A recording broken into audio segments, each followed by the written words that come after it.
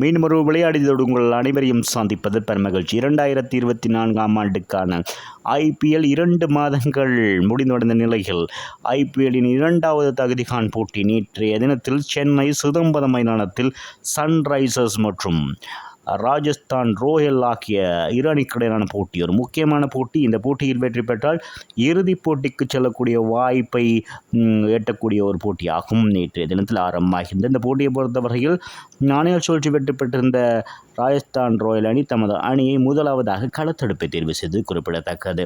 இதன் அடிப்படையில் சன்ரைசர்ஸ் அணியின் ஆரம்ப துடுப்பாட்ட வீரர்கள் அதிரடி வீரர்களாக களத்துக்குள் நுழைந்திருந்தார்கள் என்பது குறிப்பிடத்தக்கது. டிராவிஸ் ஹெட் மற்றும் அபிஷேக் சர்மா ஆகிய இருவரும் இந்த போட்டித் தொடரில் அதிகப்படியான அதிரடியான துடுப்பாட்டத்தை காண்பித்த 2 வீரர்களும் ஆடுகள் நுழைந்த வேளையில் முதலாவது பந்து ஓரிலே அதிரடி காட்டியிருந்தார். ட்ரெண்ட் போலுடைய பந்து வீச்சில் அபிஷேக் சர்மா 5 பந்துகளை மாத்திரம் எதிர்கொண்டு 4 ஓட்டம் 6 ஓட்டங்கள் 1 அடங்கலாக இறுதி நேரத்தில் அந்த பந்து வீச்சில் ஆட்டம் இழந்திருந்தார். ஆகவே இறுதி பந்தில் ஆட்டம் இழந்திருந்த 12 ஓட்டங்களோடு 5 பந்துகளில். ஆகவே அவருடைய ஆட்டம் முடிவுக்கு வர டிராவிஸ் ஹெட் மாத்திரம் துடுப்படுத்த ஆடிக்கொண்டிருந்தார். சிறப்பான முறையில் அவருக்கு 2வது விக்கெட்டுக்காக ஜோடி சேர்ந்த ராகுல் திரிபாடி 15 பந்துகளில் அதிரடியாக 4 ஓட்டங்கள் 5 6 ஓட்டங்கள் 7 இடங்களாக 37 ஓட்டங்கள் பெற்றிருந்த வேளையில் ட்ரெண்ட் போலுடைய பந்து வீச்சில் அவரும் ஆட்டம் இழந்திருந்தார். ஆகவே 42 ஓட்டங்களை 21 பந்து வீச்சில் டிராவிஸ் ஹெட் மற்றும் ராகுல் திரிபாதி ஆகிய இருவரும் இணைப்பாட்டம் அமைத்திருந்தார்கள். அதன் பின்னதாக எய்டன் மார்கன் ட்ரெண்ட் போலுடைய பந்து வீச்சில் அவரும் ஆட்டம் இழந்து வெளியேறினார் என்பது குறிப்பிடத்தக்கது. அதிரடியாக ஆடியிருந்தாலும் முக்கியமான 3 விக்கெட்டுகளை இழந்து 5 ஓவர்களில் 57 ஓட்டங்களுக்கு 3 விக்கெட்டுகளை இழந்து தடுமாறியிருந்தது.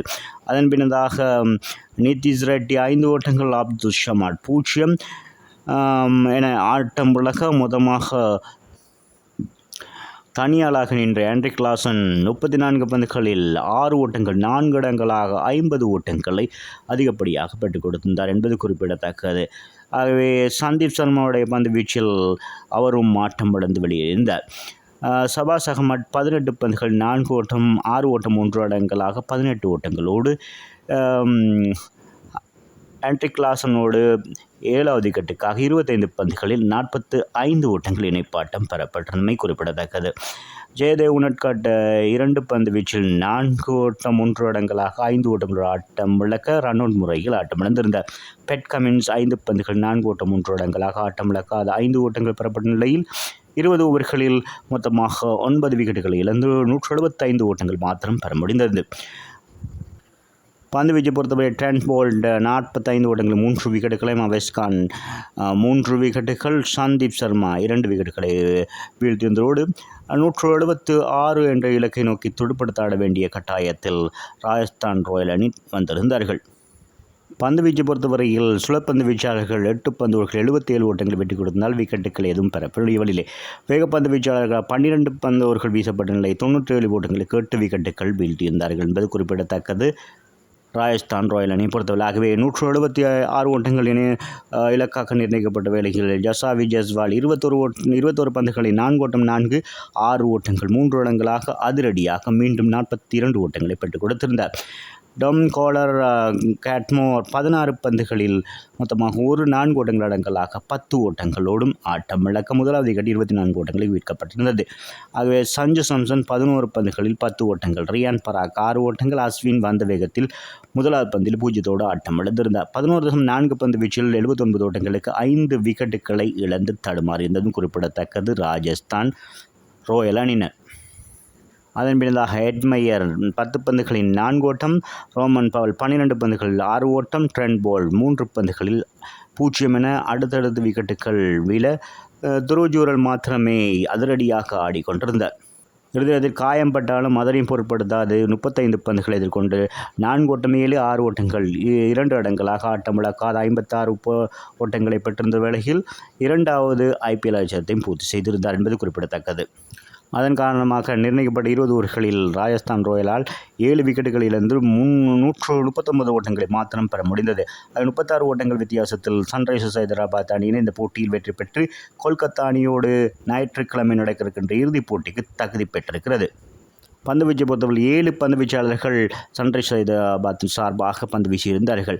இதில் ஷஹபாஸ் அகமட் 4 ஓவர்கள் 23 ஓட்டங்கள் 3 விக்கெட்டுகள், அபிஷேக் சர்மா 4 ஓவர்கள் 24 ஓட்டங்கள் 2 விக்கெட்டுகள், நடராஜன் 3 பந்துகள் 13 ஓட்டங்கள் மாத்திரம் விட்டுக் கொடுத்து முக்கியமான ஒரு விக்கெட்டை வீழ்த்தியிருந்தார். அத்தோடு பெட் கமின்ஸ் ஒரு விக்கெட்டையும் வீழ்த்தியிருந்தமை குறிப்பிடத்தக்கது. பந்துவீச்சு சார்பில் சுழற் பந்து வீச்சாளர்கள் 57 ஓட்டங்களுக்கு 5 விக்கெட்டுகளை சன்ரைசர்ஸ் ஹைதராபாத் சார்பில் வீழ்த்தியிருந்தமை குறிப்பிடத்தக்கது. இதுவரை ஐபிஎல் வரலாற்றிலே 10 தடவைகள் மும்பை இந்தியன்ஸ் அணியினர் ஐபிஎல் இறுதிப் போட்டிக்கு தகுதி பெற்றிருக்கிறார்கள். 5 கிண்ணங்களை பெற்றிருக்கிறார்கள்.